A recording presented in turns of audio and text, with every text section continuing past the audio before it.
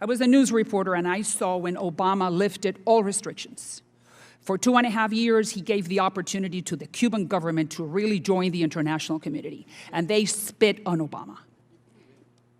2 years, dozens of American companies wanted to do business in Cuba, and the Castros did not allow them.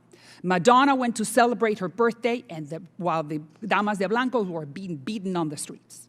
Mick Jagger went to do a big concert.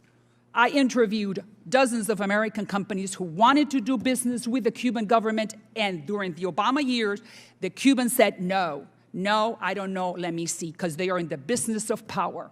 So when you are telling me, Mr. Vivanco, and you have a fantastic organization that you represent looking out for human rights, when you tell me the embargo is the solution, Obama proved it, and they spit on him, which was lamentable. So why do we have to lift the embargo? Please. I never say that the embargo is the solution. I say that the embargo is the problem, it's not the solution. And if you want to improve, what do you mean by that?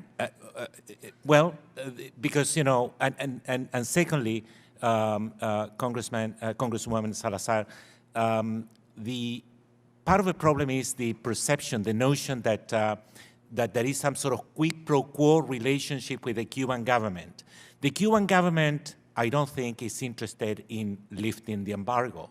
I think the embargo helped the Cuban government to keep that notion, that narrative that they are victims of the U.S. government. But if the United States wants to do business and the American companies want to do business in Cuba, if the tyranny doesn't let them, it doesn't matter if there is an embargo or not.